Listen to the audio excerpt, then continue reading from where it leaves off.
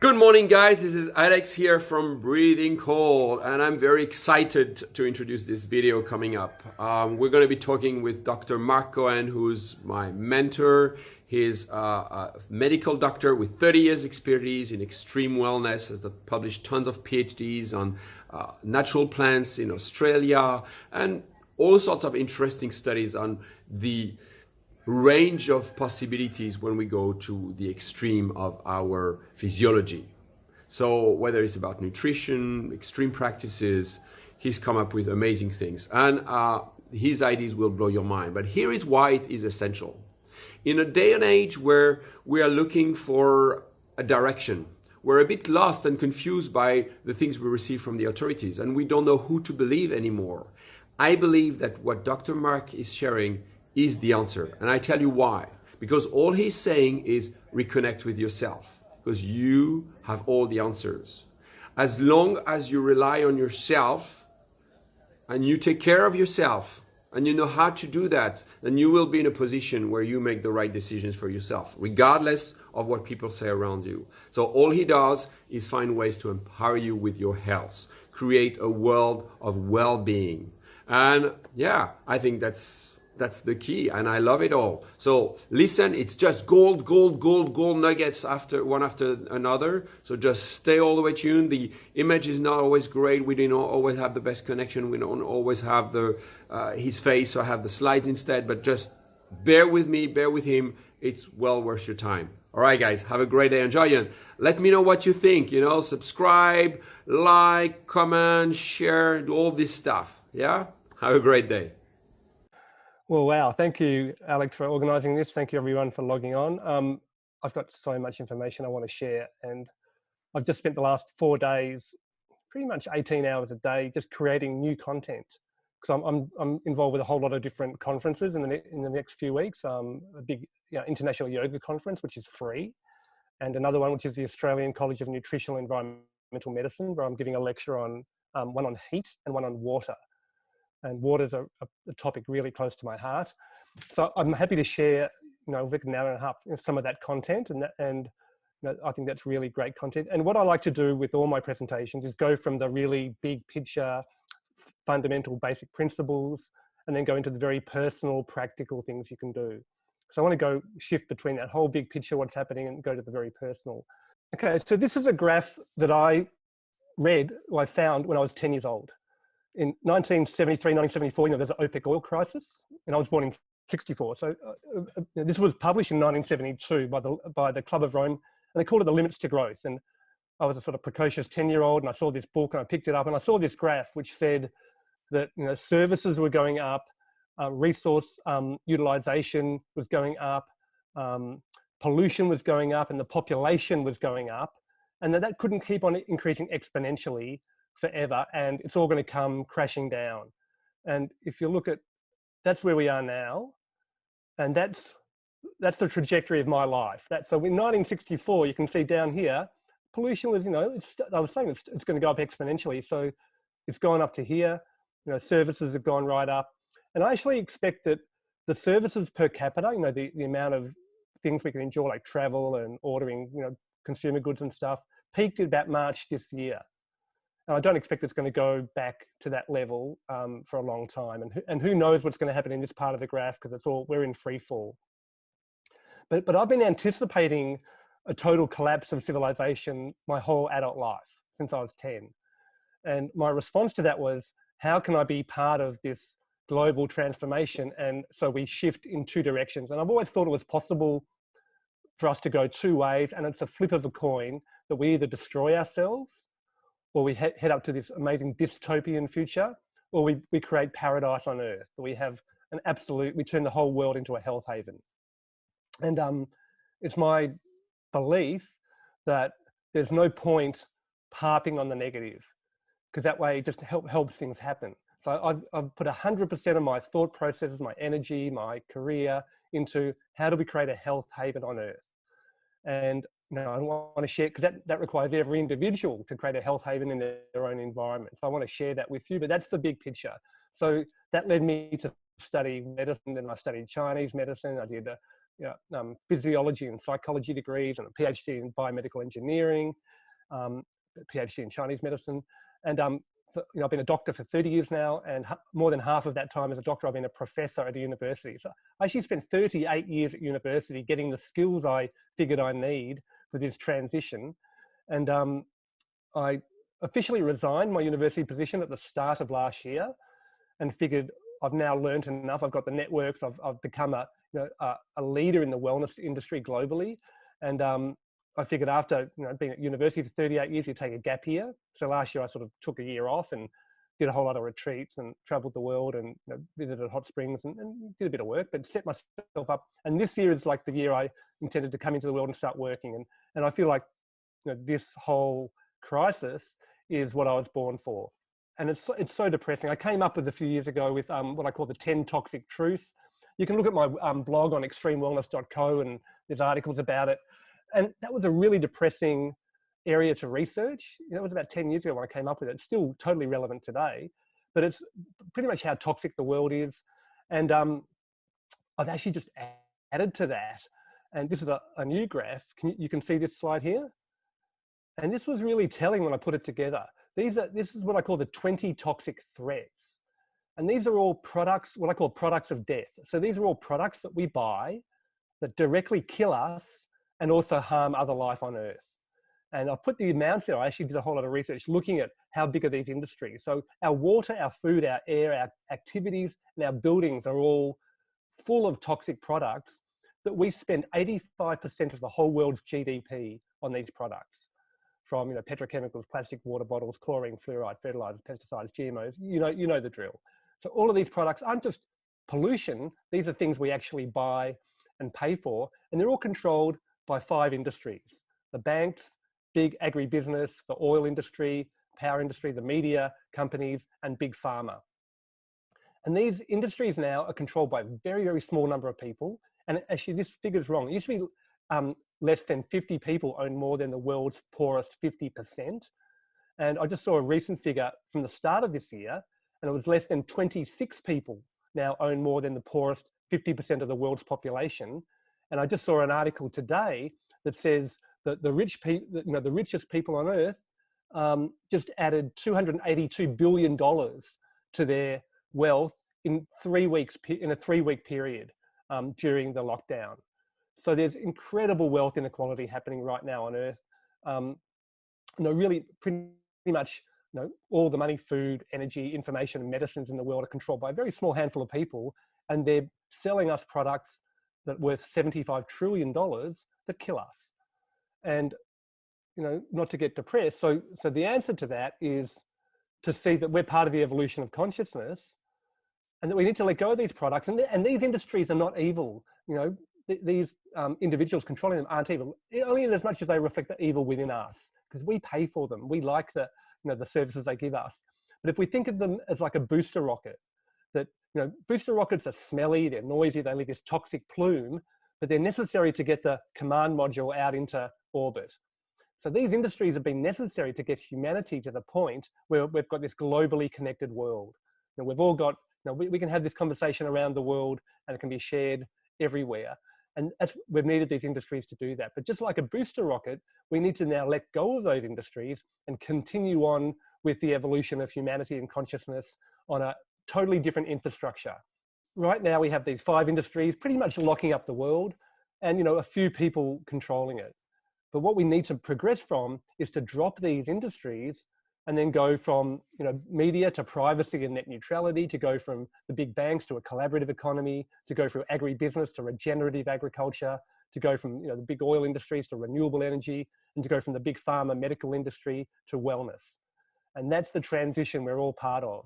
And we all need to be part of that globally, but the best way to do that globally is to do that within our individual lives. So that's sort of the big picture. If you're alive right now on planet Earth, you're part of this shift in global consciousness. And everything you do and say has a huge implication for the whole future of humanity. So the amount of, what you choose to share or not share, what you choose to view or not view, whether you choose to go into fear or into love, actually reverberates through so many dimensions to actually impact on whether we're at this tipping point, whether we're going to tip towards dystopia. To remove toxicity, you have to open up your channels of elimination. I call them the 5 Bs: your bladder, your bowel, your breath, your body, and your brain.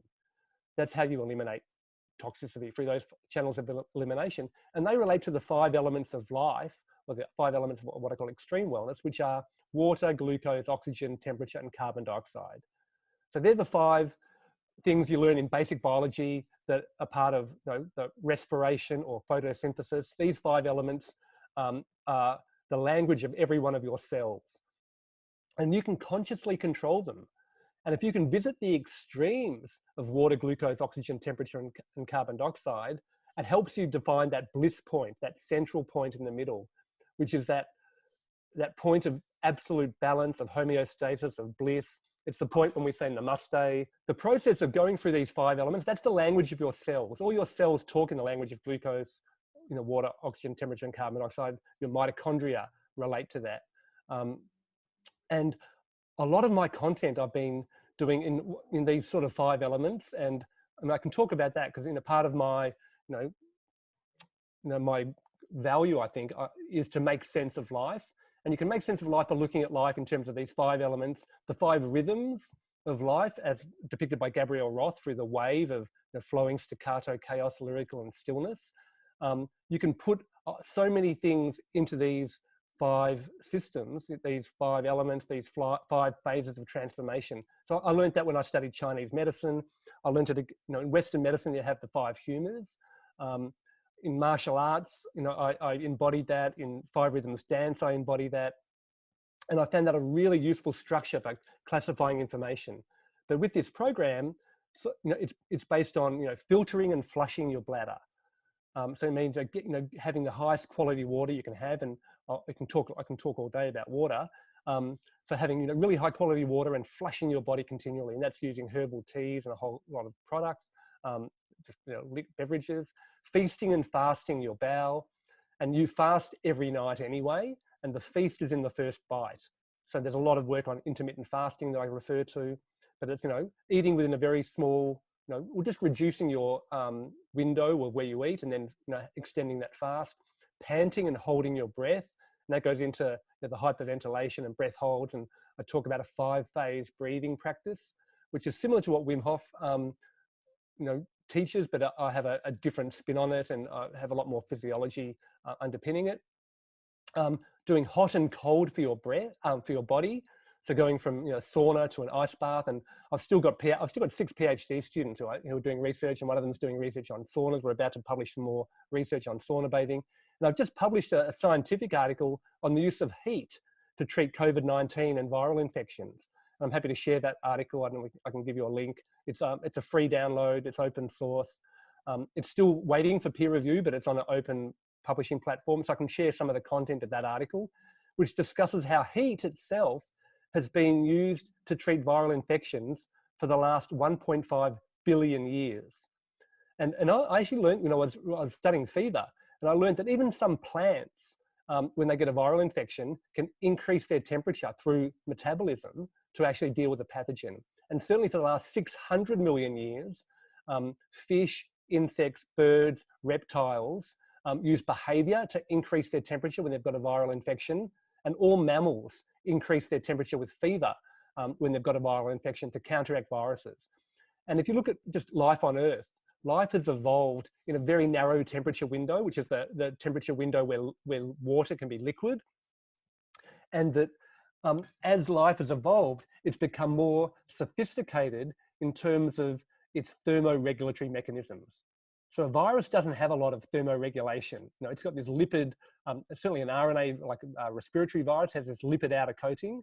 And at 55 degrees, just like coconut oil goes solid and then it hits a certain temperature, it just goes liquid and melts. At about 55 to 60 degrees, and other enveloped RNA viruses will just melt. They can't repair after heat stress. Yet other life forms, and certainly humans, we can tolerate temperatures much higher than a virus can. And we have really sophisticated thermoregulatory mechanisms from our physiology, from our cellular mechanisms for heat shock proteins.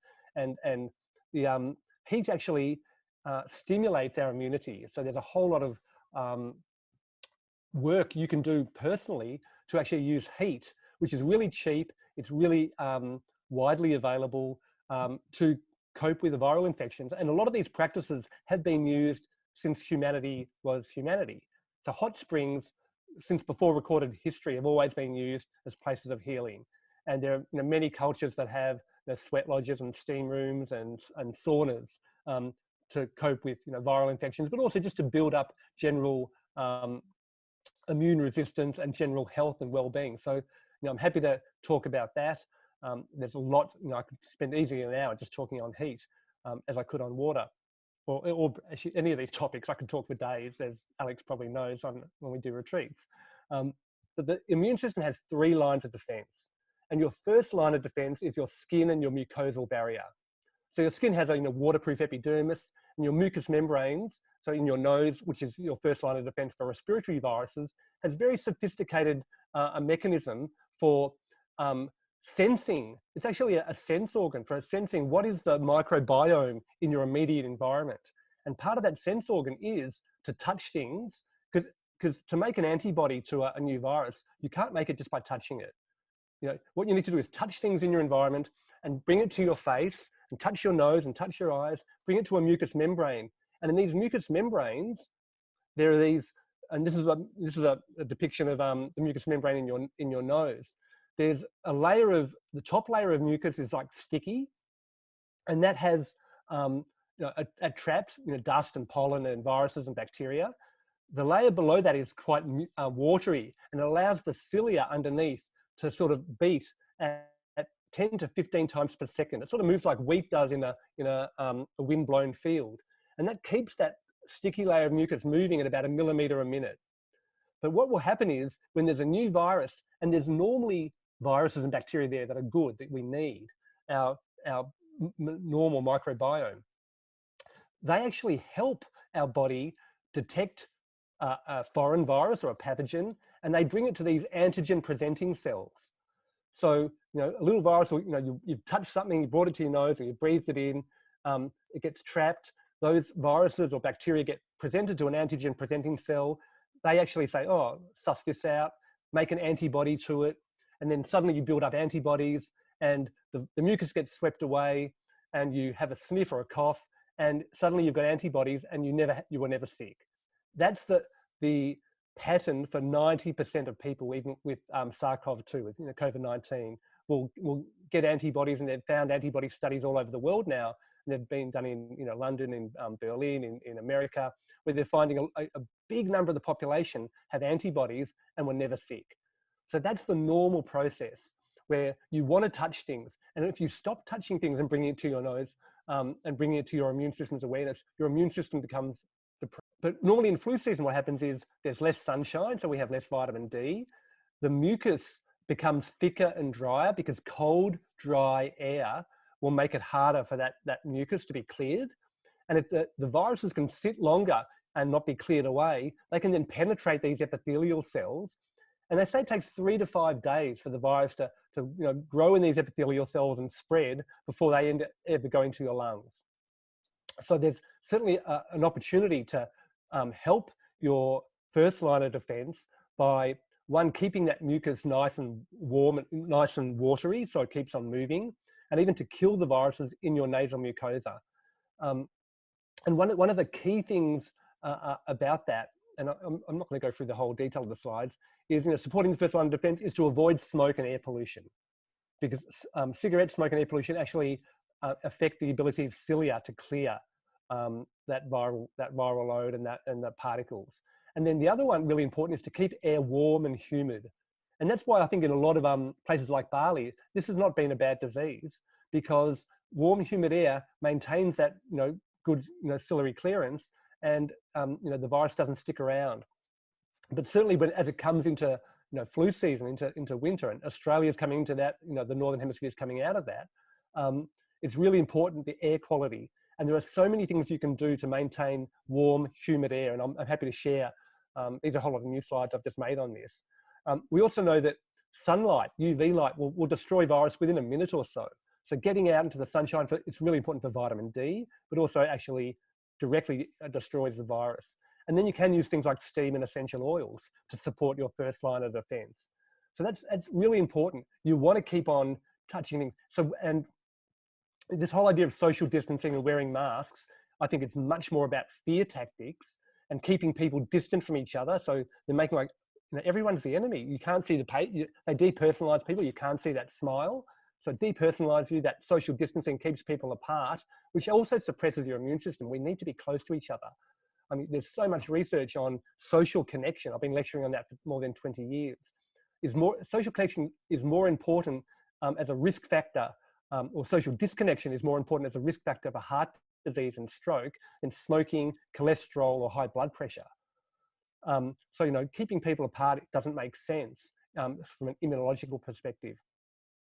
But yeah, having warm, humid air is really vital. So there's, mind you, if the air is too warm and humid, that's a problem. So if it's too warm and humid, you get condensation, and then you get mold. If it's too dry and cool, you get dry, cold air, which you get viruses. So we live in this barrier between mold when it's high and humid, and viruses when it's cold and dry. So if it's too, and you know about this in Bali, if it's high humid air, air feels muggy and sticky and hot. You get condensation on the windows and any cold areas. You get musty odors, and that musty odors is caused by these microbial volatile organic compounds. And I call them fungi farts because they're the gaseous product of microbial digestion. So that's a fart, yeah. So that's when you get that musty odor. That means there's active mold, and these microbial volatile organic compounds have biotoxins because it's all about the microbiome that's all around us. So if you have water that stands for more than 24 to 48 hours, mold spores will germinate.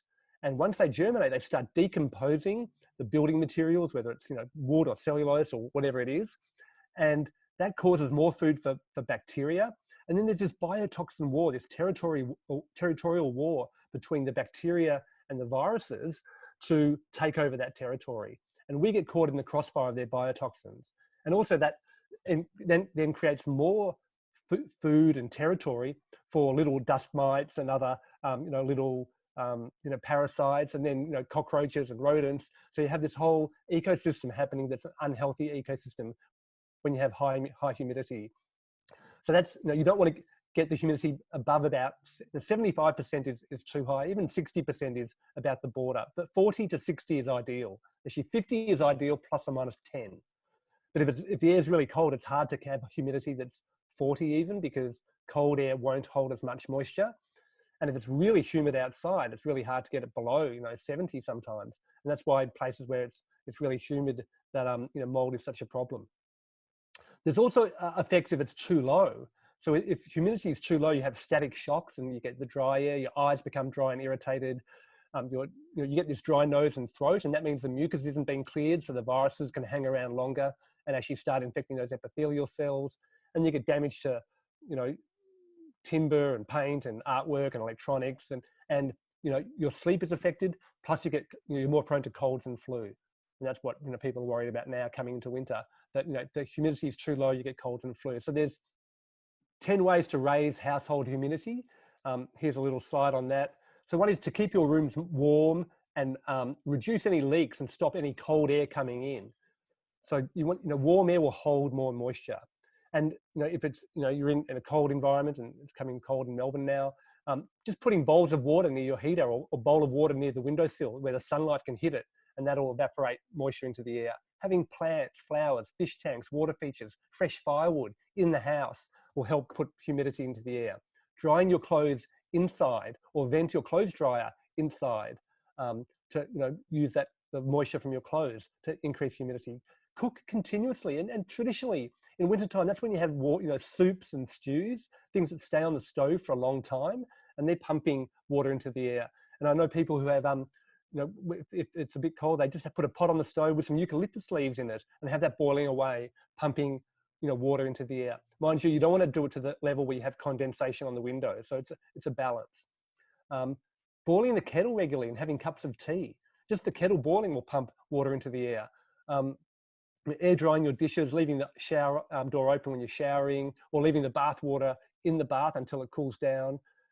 Spraying things down, spraying your plants or your curtains down, having candle warmers or essential oil diffusers. All these things can help raise your household humidity and support your nasal mucosa to attract and clear any viral particles.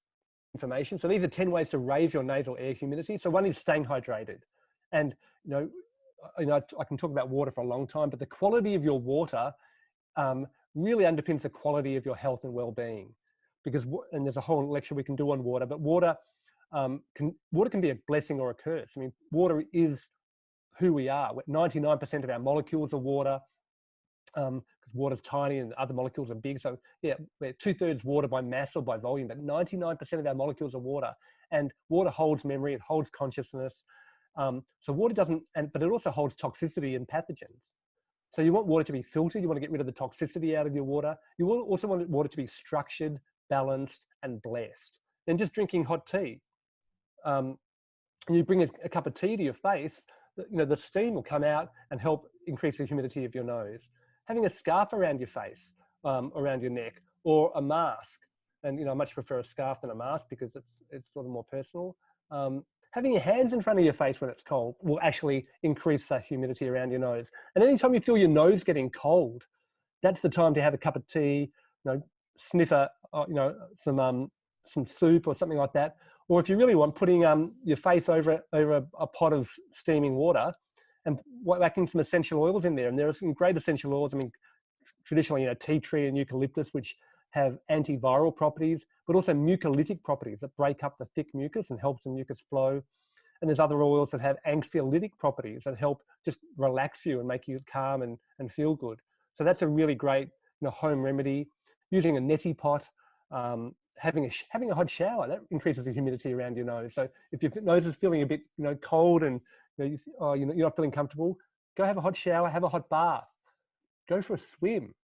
And my favorite is long kisses.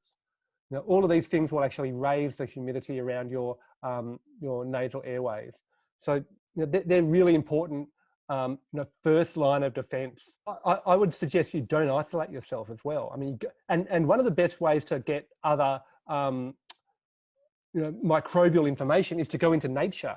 And there's a lot of research now on forest bathing. That when you go out into nature and with soil, you're actually getting a whole lot of viral particles, RNA particles that you're exposed to that actually boost your immunity.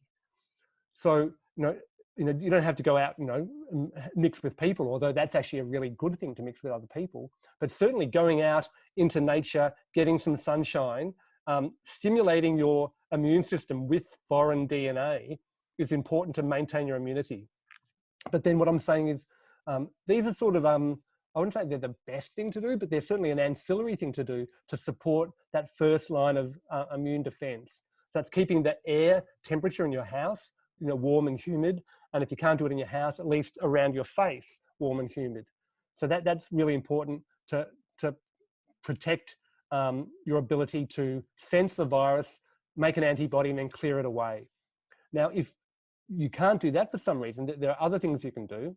The second line of defense, this is again Immunology 101, is fever, inflammation, phagocytosis using complement and IgA and interferon. So these are your body's antiviral defenses that you don't need to be learned, you're born with them.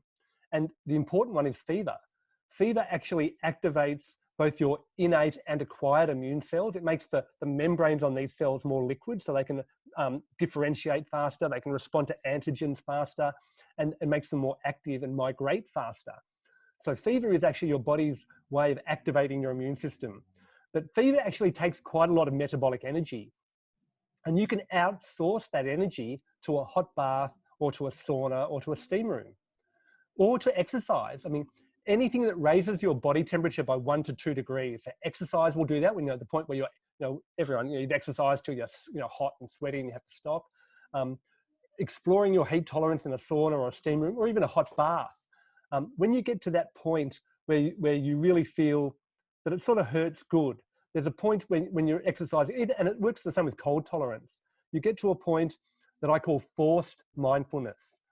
And that's the point where you can't just think about other things and you can't just read the paper. The sensations from your body force you to just focus on your body and just breathe and be there.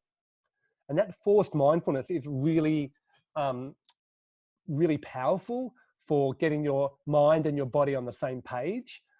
And there's so much research on mindfulness we can talk about. But what that does, when you explore that limit of your tolerance, usually you've exceeded the tolerance of a virus or a pathogen, and you've activated your immune system.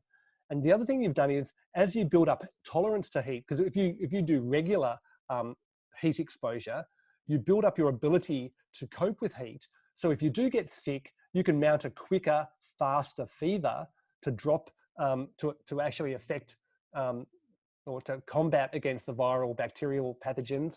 And it also trains your body to reduce the fever. So you're training to, your body to go into a higher temperature, but you're also training to then reduce the fever. And often that turning off of the inflammatory process is really important, because often it's the inflammatory process itself, that cytokine storm, that does all the damage. So having your immune system's ability to turn itself on and off can be trained by exploring heat and cold. And funnily, heat shock proteins are part of that process. And heat shock proteins are released in both cold conditions and in hot conditions. So exploring the limits of your heat temperature tolerance is a really powerful way to prime your immune system and make you more robust against any pathogens. So that's, yeah, just heat stress. Now, the other thing is, if you go into a sauna, probably not infrared saunas go to about 60 degrees centigrade, but certainly traditional Finnish saunas go to 100, 120 degrees centigrade. And that's way beyond the temperature that any virus can survive. Viruses 55, they'll melt and just be destroyed. So the other thing that your nasal mucosa does, not only is it a sense organ for pathogens, it's also a really important thermoregulatory organ, because your nasal mucosa, the turbinates inside your sinuses, they're a heat exchanger. So in summer, they help cool down the air, and in winter, they help warm up and humidify the air that goes into your lungs. So it means in winter, this cold air is coming into your nose, and it chills the nasal mucosa because it's trying to warm the air as it goes into your lungs. So the coldest place in your body during winter, when there's cold air, is your nasal mucosa. And that's where viruses like that. They like that cold. That's where they get the advantage.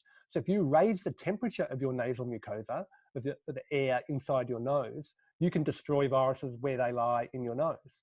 And you can do that in a sauna comfortably. Often saunas are 80, 90 degrees, or that's way beyond the temperature that needs to destroy a virus. And I'm actually working now with, it's quite challenging work, with the sauna industry, the hot spring industry, the spa industry, because pretty much all the saunas in the world right now are closed. And they're all really scared of opening up, and how they're going to open up, and what sort of measures do they have to bring, and disinfection and social distancing and masks and all this disaster of fear, when probably one of the safest places you can be is inside a sauna that's over 60 degrees, because the viruses won't survive there and your immune system is going to be supported. So mimicking fever with exercise, with saunaing, with hot baths, and there's a general protocol that is traditional, where you'll start to rinse off your body, you'll do heat, you do cold, then you rest. And I can't stress enough that the rest period in between going from hot and cold is just as important as the hot and cold, because you want to visit the edge of your physiology, the edge of your homeostatic range, but then you want to experience that homeostatic point in the middle. And that's the point that's blissful. That's the point where you have this deep relaxation, where everything comes into balance. And it's really important to explore that point as much as it is important to explore the tolerance of your heat. And because everyone has a different heat tolerance, it makes it impossible to give a protocol that says, go to this temperature with this humidity for this amount of time, because it's not a prescription that's one size fits all. Everyone is different, and even your heat tolerance will be different at different parts of the same day or day to day. And if you do regular heat and cold, you'll find that you'll build up tolerance very, very quickly. So what you can tolerate today will be different from what you tolerate tomorrow. So rather than prescribe a temperature, humidity, and a time, what I prescribe is go to the point where you get that, where it hurts good, where you can tolerate it, it's comfortable, but it's comfortably uncomfortable. And it's the point where you feel that this is forced mindfulness. I can just be here for a moment, but if I can just be here, just breathe and be here. And you do that for 10 breaths.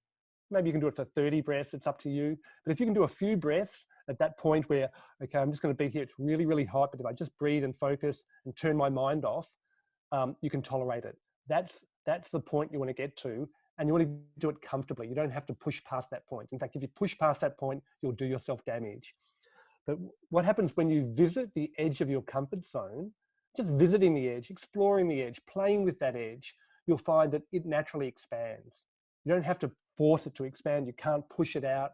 It's like when you go to the edge of a yoga stretch and you're right at the point of the yoga stretch that if you go any further, you're going to hurt yourself. But if you just breathe and be there, you can just tolerate it comfortably. That's the point you want to get to with your heat tolerance.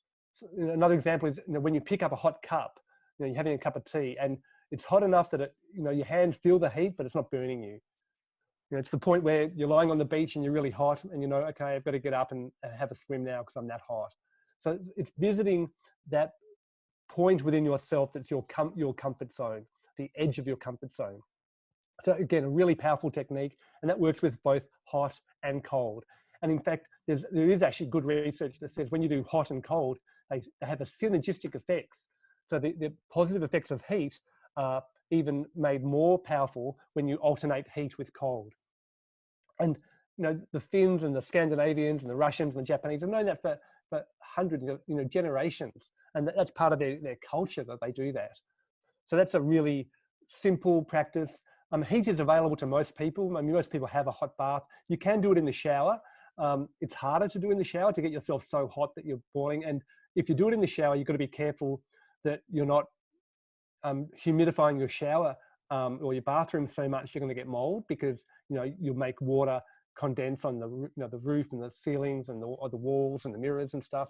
So yeah, in the shower you can do it, but you just want to make sure it's well ventilated and you're not causing a mold problem. Certainly in a hot bath, you can make yourself that hot, and in a sauna you can do that. And you can do it with exercise, but it takes a lot of metabolic energy. Whereas in a sauna or a hot bath, you can just relax. And in a hot tub, you can relax with friends and do that. So it's one of my favorite things to do. So I highly recommend that. A slide, and this is actually from this scientific article that I wrote, and it's the evidence for the effect of heat treatments for heat treatments for respiratory viruses. So there's historical evidence, and me and one of my PhD students, Joy Hussain, she's a medical doctor, she's finishing her PhD this year on saunas, and we did a clinical review or a systematic review of the clinical benefits of sauna therapy. And there's so much historical evidence that regular sauna bathing improves cardiovascular function, respiratory function, immune function. It also improves mood and quality of life and reduces deaths from all causes. So just regular sauning is just something you can do, not just for getting rid of a respiratory virus, but it improves your heart disease, improves your Alzheimer's disease, respiratory disease, makes you feel good, and actually reduces your risk of dying from any cause. So, what a great thing to do. There's also epidemiological evidence, and this is from Jari Larkinen's group in Finland, where he followed over 2,000 men for 20 years and showed that the men who had more frequent saunas had a less chance of having pneumonia or any viral infection, viral respiratory infection. There's also a randomized controlled trial done by Ed Ernst's group with 50 bathers, and they showed that over a 3-month period, one group had regular saunas, one didn't, and the group that had regular saunas had half the incidence of respiratory viral infections. So that's showing prevention from regular saunas. And there's another couple of clinical trials, randomized controlled trials, that showed that just by breathing hot, humidified air for 20 to 30 minutes, and that's surprising because 43 degrees is not that hot. That's well below a sauna temperature, and it's usually that's probably below most steam room temperatures. But breathing hot, humidified air for 20 to 30 minutes reduced the viral shedding, gave immediate relief of symptoms, and improved the course of the common cold. So this is really great evidence to say that a very cheap, very widely available, very simple therapy, which is just heat treatment, can actually be really effective. And the other thing I think is really important, it's not talked about much, is that when you do these treatments, it gives you a sense of control. It gives you a sense there's something you can actually do for yourself. So you're not just at home scared waiting for the the vaccine. You're actually empowered to actually improve your own immunity. So that's a really important factor. The fact that these therapies cause forced mindfulness. They actually force you to be mindful. So it's like a physical entry point into meditation is really powerful. The fact that these things are fun to do and you can do them socially is really powerful. And then just by doing something with the expectation it has a positive outcome, you turn on the power of positive thinking, or the placebo effect, or what's called remembered wellness. So there's a really powerful psychological benefits from doing these home-based treatments where you're in power, you can feel like you can do something for your own immune system, and that there's really good evidence that they work on the physical level, on the cellular level. And we could talk about, if people want to nerd out with me, I can talk about the heat shock proteins and the cellular level and things that happen with TNF alpha and the interleukins get released during heat treatments. But just so you know that there's cellular things, physiological things, and psychological benefits from exposing yourself to heat. And most of them have been demonstrated to be more beneficial when you alternate heat with cold. Can you share with us what we can do to help our mucuses when we're flying? Sure, because when you fly, it's dry air and it's very desiccated, and it's usually laden with viruses and recycled. And there's also and they don't talk about it much, but there's these bad air events where you get these organophosphates from the jet going into the cabin. So you get these massive toxicity events when you're flying. So the best thing to do is minimize flying. I'm not a big fan of masks because I think it just really depersonalizes people, but having a mask over your face will increase the humidity of your air. It doesn't do much for viruses, but just having that humidity. What I do, I drink lots of Tulsi tea. I can talk for hours on Tulsi. Tulsi is holy basil. It's the most revered herb in Ayurvedic medicine. You can grow it very easily in most environments. I grow it myself. These are just cuttings from my Tulsi plants, and after a week or so, they grow roots. I plant them and I give them away to all my friends. So and Tulsi is holy basil. It smells like basil, but it's got antiviral properties. It's got they call it the ultimate adaptogen, and you can get it as tea bags. I think Pukka and Organic India both have really great high quality Tulsi tea. So you take a whole lot of Tulsi tea bags with you, and you just ask the staff for hot water. And any barista place or they'll give you boiling water, or take a thermos flask yourself and just constantly be drinking Tulsi tea. And in fact, I wrote an article some years ago on first aid for travelers. One of the health websites. So if you Google Tulsi travelers first aid, there's a whole article there on how Tulsi actually helps you with traveling. And it also helps with the radiation from traveling, because Tulsi is actually, it's really good for helping with radiation exposure. And when you travel, you've got more cosmic ray exposure. So Tulsi is actually really effective on so many levels. So drinking lots of Tulsi tea, staying very well hydrated is really important. Not using alcohol, even though they might give you free drinks and stuff. So not drinking tea, coffee, or alcohol, or sugar drinks. And there's another article which is freely available. If you just Google, what's it called? Tulsi, a herb for all reasons. So that's an open access article. And I document all the benefits of Tulsi. It's a herb for all reasons. But if you look at the Western world, like these $75 trillion worth of potent these toxic products we all buy, most of the Western world runs on sugar, alcohol, and caffeine. That's the beverages that the whole world runs on. There's no hotel in the world, there's no restaurant, there's no airline in the world where you can't get sugar, alcohol, and caffeine. Yet Tulsi has the benefits of sugar. So as a society, we wake up and we have caffeine to get us going, sugar to keep us going, and then alcohol to bring us down. Yet Tulsi has all the benefits of sugar, alcohol, and caffeine without the drawback. So Tulsi will actually make you alert and focus without the jitteriness of caffeine. It'll balance your blood sugar, and it's really good for type 2 diabetes and gives you this balanced blood sugar control without the highs and lows of sugar drinks. And it relaxes you without the depressant effects of alcohol. And then you can mix it with all the other herbs. So, you can mix it with ginger and all your other favorite herbs. You can mix Tulsi with. So Tulsi's a fantastic thing as a traveler's best friend, I think. And then, so avoiding sugar, alcohol, caffeine, drinking lots of Tulsi, making yourself really hydrated, going for walks. And there's all the jet lag treatments of, exposing yourself to light and social activity and feeding. It's better to fast while you're flying. And then just eating when you're going to go back into the zone where you're flying to. But the food is crap anyway, and taste receptors aren't as potent on high altitude, because even though you're at altitude and it's a pressurized cabin, it's not sea level pressure, and your taste receptors aren't as active. So they tend to put much more sugar or MSG and stuff in the food, and usually it's crap processed food anyway. So take your own food, or fast while you're flying, and just use that as an excuse to drink. And then as soon as you land, take your shoes off and find some soil and literally ground yourself. And all of those things will help to transform. We can probably talk more about this. Maybe it's a whole other webinar we can do.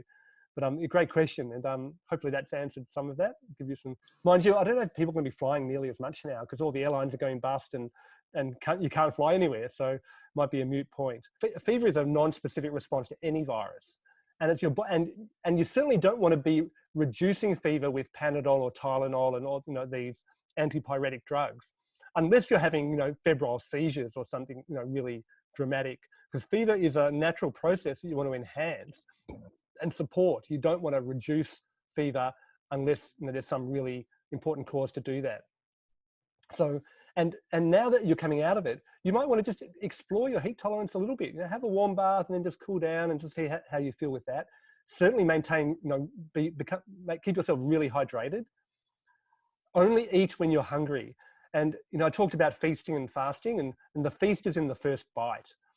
But so what I really recommend to do is don't eat until you're so hungry that you're visualizing. When you get really hungry, you start to visualize food, and food just pops into your head. Wait till that point, because at that point it means your digestive system is ready to absorb your meal. If you just eat because it's time to eat and you're eating on top of another thing, you've got this half digested food you haven't even processed, and your body's got to cope with more. That takes a lot of metabolic energy, and that metabolic energy is taken away from your ability to heal yourself. Actually, and this leads me into a whole nother segue, a whole nother little lecture that I can give on the external sort of sympathetic nervous system response, which is the fight and flight response, which is activated by fear and anxiety, or the rest and digest parasympathetic nervous system response. So our body has two arms of our autonomic nervous system. So the sympathetic nervous system is getting you ready to run away from a tiger or fight for your life in a battle. And if you're running away from a tiger or fighting for your life in a battle, you don't want to waste any energy healing or digesting. So all the blood goes to your out surface, your brain, your eyes, because any sensation might give you the edge in a battle, or edge to run away from that tiger. So that actually actively turns off your immune system and your inflammation processes and your healing processes. So that's that's designed to direct all your energy outwards. And that's good. In a battle, you want all your energy outwards. When you're running away from a tiger, you want all your energy outwards. But you need to balance those times with when you're focusing your energy inwards. And they're the things you do when you're safe in your cave. So they're things like eating, sleeping, doing creative things with your hands, sewing and writing and knitting, making love, resting. So they're the things that are parasympathetic: rest and digest, healing, recovering, recuperating, regenerating. So you want to balance any period of hyperarousal with really intense, calm relaxation. And what's happening right now, so many people are hyper aroused all the time because they can just be at home safe in their cave, but they're watching the news and they're getting terrified, and that's giving this fear response. That's directly suppressing their immune system. So you really want to turn off the news, or if you're going to turn on the news, deal with it, but then have a period where you can totally relax. And that's where the forced mindfulness practices can help. Is another poem, which I call that the 10 hacks to relax. And I actually came up with that in Bali while I was doing the latest retreat. And for many years, I've been running these retreats, doing ice bathing and teaching people what they can do when they get into an ice bath to calm down. Because when you go into an ice bath, you have this big sympathetic nervous system response. So you go into an ice bath, you start breathing like that, and you reproduce the body chemistry and the breathing pattern of anxiety and trauma. That's naturally what happens. So you turn on that sympathetic nervous system. And actually that also turns off your immune system. So, you get adrenaline and cortisol when you go into the ice bath. But if you want to relax in an ice bath, you can sort of hack your body and you can mimic the activities you do that you're safe in your cave.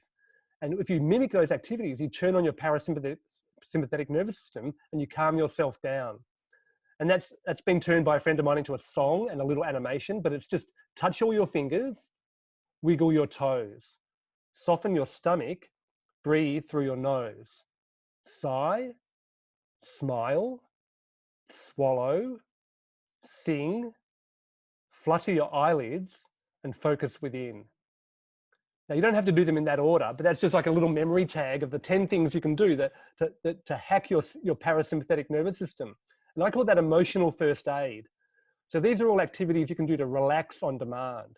So anytime you're anxious, upset, scared, or in pain, like you're at the dentist and they're hurting you, you can just do these activities and touch all your fingers, wiggle your toes, soften your stomach, breathe through your nose, and it'll calm your body. It tells your body you're safe, you're okay, and it activates your parasympathetic nervous system. Mark, I want to say something there. Sure. People ask me all the time, what's the point of the ice baths? And I think you're touching exactly one of the key points.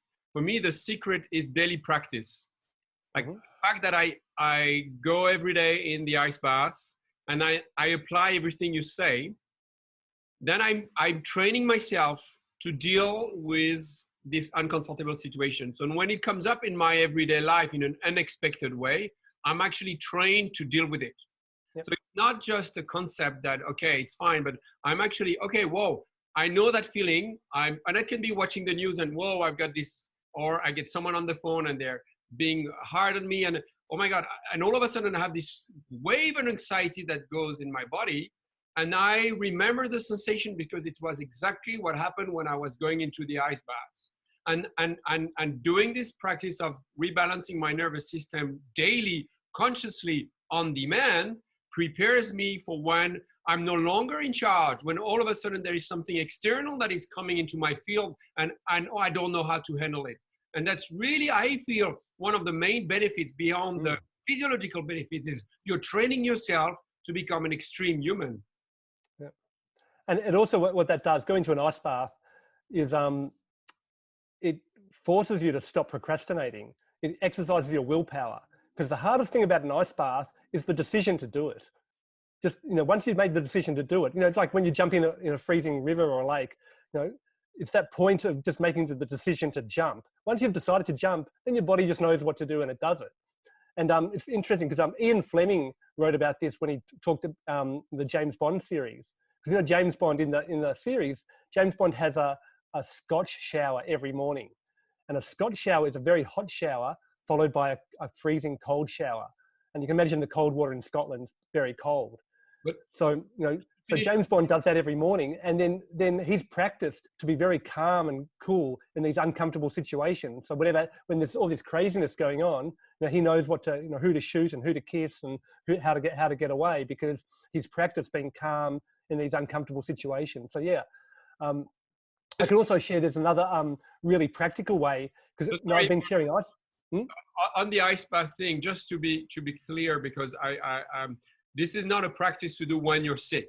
That's a practice to do when you're in good shape and you want to boost your immune system and prepare yourself. But when you are sick, that's where you need to protect your metabolism and just surrender. And there is no time anymore for this. But you can keep going with the breathing practices. So if you guys who follow me, there's this breathing technique to do this when you get sick, and all of a sudden you can actually keep going back to it's the same with heat treatments. You don't want to go into a sauna when you've got a fever.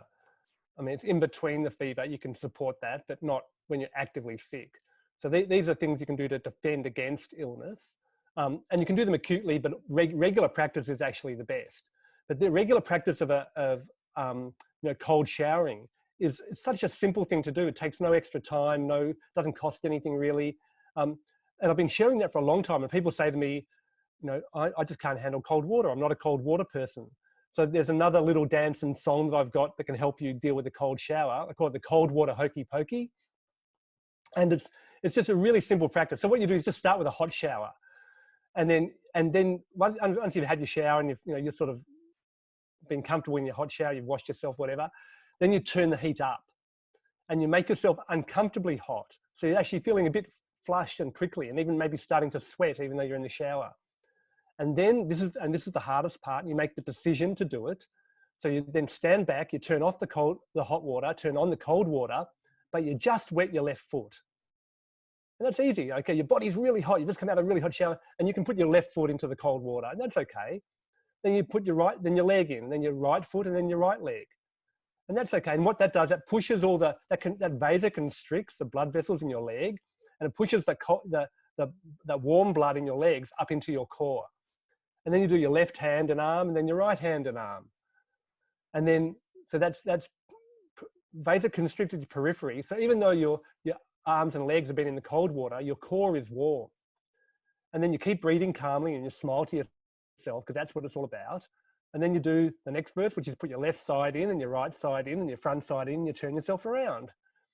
And when you're putting your left side in, rather than putting your left side under the cold water and makes you go, oh, that big breath out, you use the hacks to relax, and you take a big breath of air before you put your left side in. And as you're putting the left side under water, especially when the water hits the blood vessels around your neck, which are sensitive to temperature, you take a big sigh out. So as you go into the cold water, you go, a big sigh, and that changes everything. So you can really tolerate cold water when you're going, So you put your left side in and your right side and front side in, turn yourself around, continue breathing calmly, smile to yourself. That's what it's all about. And then you put your whole head in, and then you move your whole head around, and you stand still, just feel that drenching, and slowly turn yourself around, continue breathing calmly, smile to yourself. That's what it's all about. And then you put the cold water on your groin, your kidneys, and your armpits, which are normally where the blood vessels are. That cools down your body. And that whole process takes about 1 minute. And it's actually not traumatic. If you have really, really cold water, if you're living in part of the world where it's almost freezing in the shower, just start off with your feet and then move to your arms, and you can actually build up that whole process. And you'll find that, the next day, you've already tolerated a lot more than you could, on the first day. Would you have a few quick recommendations for bladder, bowel, and brain? Sure. So your bladder is to filter and flush your bladder. So keeping really high levels of quality hydration, and even letting yourself get dehydrated, in a sauna or something, so you really feel what it's like to be thirsty, and you feel the benefits of satisfying your thirst with good quality water. And I can't stress enough that water is the operating system for your life. So having the highest quality water you can is really, I can talk so much about water, but it's also really important to not just filter your drinking water, but to filter your bathing water, because you actually absorb a lot of chlorine and chloramines through your lungs and your skin when you bathe. In fact, they've done studies on that, and they show that even though they make the regulations about chlorine in water based on ingestion of 2 liters of water, you actually absorb more chlorine through your lungs and your skin, because that absorbs directly in and it bypasses your liver and goes straight into your bloodstream. So upgrading your water, having Tulsi tea, and good hydration is really good for your bladder. Your bowel, we talked about feast and fast. Your body, your breath, we talked about panting and holding your breath a little bit, hot and cold. And with your brain, doing activities that put you in flow, that totally demand your whole body and mind together. So that can be, I find I do that with dancing, but it could be yoga. It could be any practice that your body and your mind are fully integrated, that you're in a flow activity, into a flow state. And then having times when you're actively doing nothing. And that's actually, doing nothing sounds like, oh yeah, what do you do in the weekend? Oh, I just did nothing. But doing nothing is actually a spiritual practice. And you might think you're doing nothing, but there's always less you can do. And trying to do as little as possible is actually really profound. And you'll find that after you do especially the breathing practice, but even after you've done the hot and cold, and when you're resting in between, you're letting yourself go to homeostasis. But also after you've done a hyperventilation and a breath hold, you'll find that your physiology calms right down. And both of them, in cold water it happens, and also when you're holding your breath, your brain turns itself off because it's a survival mechanism. Your brain normally takes 25% of your metabolism, of your energy and oxygen consumption, just to keep your brain functioning. So when you're hypoxic because you've done a breath hold, or when you're in the cold and you want to save energy, your brain, as a survival mechanism, turns itself off. So you actually stop thinking. And you can use that to your advantage as an entry point into meditation, where you can, after you've gone into the cold and you're resting, or after you've done the breath hold and the hyperventilation, or hyperventilation then breath hold, then your pulse rate will actually drop down, and I use a little oximeter to measure my pulse, and I find that my pulse can go between 5 and 10 beats per minute below my resting pulse when I do this breathing activity. And your breath rate will slow down, your pulse rate will slow down, your mental activity will slow down, and it's just, you just lie there and be, so you're actively doing nothing. And that's a really powerful thing for getting your whole body into that bliss point, into that homeostasis. And there's a saying in Eastern medicine, but also in martial arts, and also in gymnastics and juggling, that the greatest movement comes from the stillest point. And so if you can keep that still point within you really profoundly still, that gives you the most leverage for doing activities. And that happens with juggling or martial arts. If you can keep the dantian just below your navel, which is your physical center of gravity, if you can keep that still, then you can do somersaults or rotate or kick or punch or have this movement, because you've got this axis for the movement. So that's also psychologically, if you can maintain a psychological still point, which is in deep meditation, and that's what I call the deep inner well of your being. If you can access that deep inner well of your being, that gives you the greatest ability to go in that direction or this direction and cope with whatever stresses the world throws at you. So actively doing nothing is, it sounds frivolous, but it's actually really quite profound. And the more you can explore how you can find your still point, that center of your balance, that bliss point, for all your health and well-being, that will just support everything else you do. And I think you could go on for another 5 minutes. Easily. I know that. So guys, we're about 8 minutes to end. So I just want to stress and start by thanking you, Marc, for taking the time and sharing so much wealth of knowledge. You know what I feel is that it's almost overwhelming. I mean, there's so much going on. There is so much that needs to be done that. So that's why discussing with you and doing the previous webinars, we decided to actually do a week-long online retreat so that people get to actually learn step by step how to create a healthy routine. We're learning so many useless things in our lives. We don't really actually spend time to actually acquire ways to hack ourselves, to connect with ourselves in a way that we can actually live the life we want to live and do everything we want, get past the conditioning. So I love your teaching. And I think that for those who will want to join, I've already shared the link. We're going to spend a week going deeper, but also focusing on you, on what's going on. And again, the absolutely key is to build a healthy routine. So not only learning the science behind it, but applying it, sharing it, doing it. Also doing the practices and then sharing the practices and your experience from the practices. So and one of the things I'm creating now is the Extreme Wellness Academy. I'm working with the hot spring industry and the sauna industry to teach people how to coach people through these experiences, because it's actually quite difficult to do it by yourself. So it really does, help to have someone to coach you through the experiences, and we can do that online now. But to have feedback on, am I doing it right? This is what came up for me. Is this dangerous? What are the contraindications? How do I manage this process? So, you can't do that in a 1-hour lecture. So the retreat is designed to talk about the theory, have the experience, and we can help you create hot and cold experiences at home and the breathing practices at home, and then come back and share those experiences so you get feedback and get positive reinforcement on what actually works for you. And, as we finish, I just want to stress that these physical practices are great, but I think that the most powerful practice is your mental attitude and maintaining that positivity. And there is a lot of fear going on right now. I actually am really excited. I think we're moving into a phase where the whole world is going to become a health haven. And can you imagine if we stop? I'm out to create a wellness pandemic. Because wellness practices like that we're talking about, they're cheap, they're easy, they're available to anybody. And if we can share them and do them, experience them, and we share them with our community, they can go viral and literally create a heaven on earth. And imagine if we suddenly had $75 trillion a year to spend on wellness practices rather than things that kill us. And I think we're moving from this bizarre period of human history where we've been in the booster rocket phase, which is smelly and noisy and polluting, and we're spending $75 trillion a year on stuff that kills us, to a phase of humanity where the whole world is going to be paradise. And we're going to actually focus all that energy and resource into health and well-being. So, I want to move everybody across to these practices. And that's why, I actually wrote the textbook on herbs and supplements.